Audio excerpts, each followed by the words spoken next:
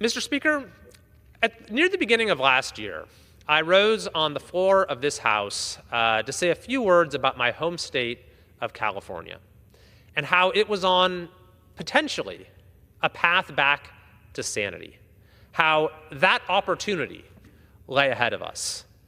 And the reason for that optimism was that there were two potential policy changes then being considered that could set our state on an entirely new course when it comes to the key issues of public safety and homelessness. California voters were about to consider Proposition 36, an initiative to make crime illegal again in California by largely reversing the disastrous proposition known as Prop 47.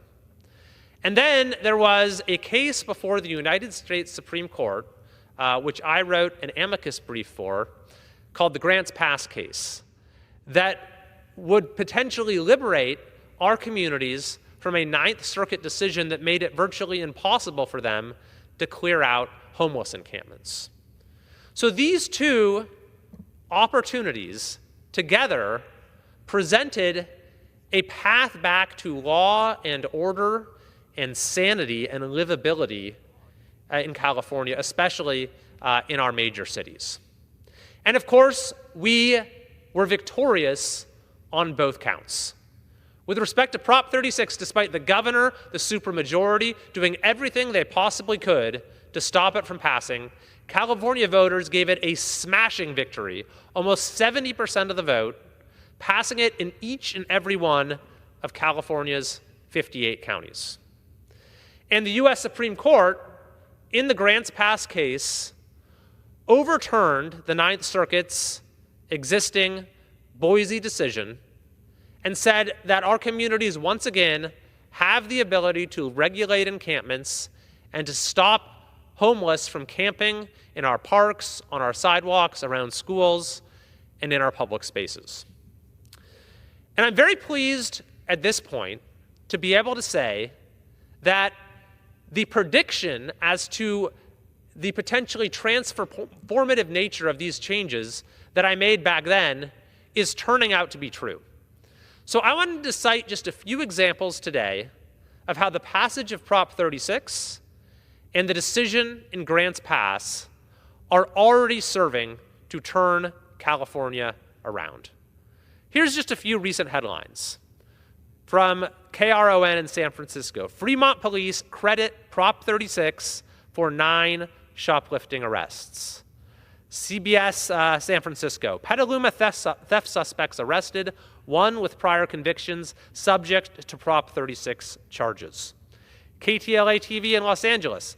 Man charged with drug possession, now facing consequences of recently passed Prop 36. From the San Francisco Examiner.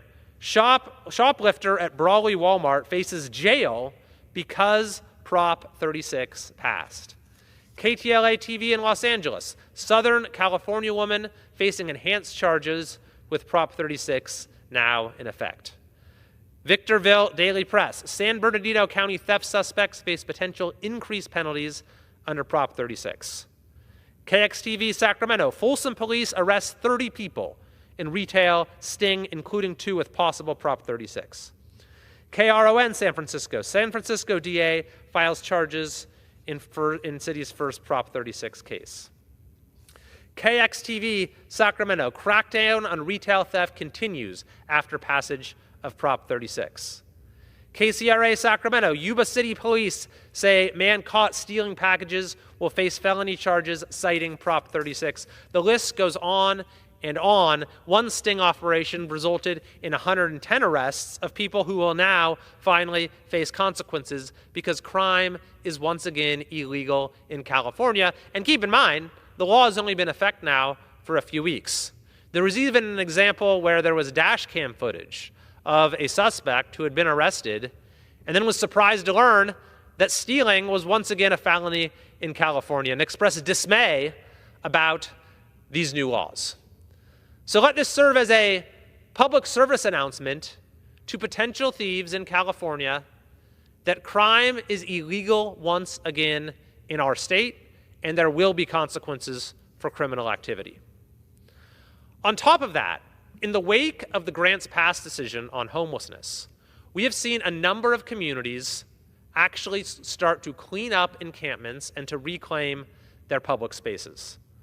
For example, in Stockton, homeless under an overpass were given 72 hours notice of a clearing and were notified that they would be arrested if they refused to leave.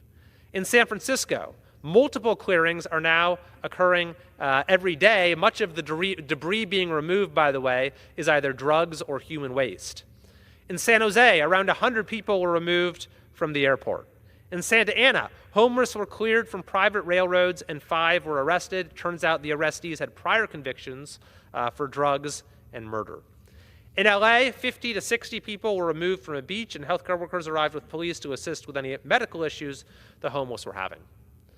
So the benefits of this are twofold. Number one, it is restoring a sense of order to our public spaces so that people feel safe going there again, so they don't serve to spawn further criminal activity.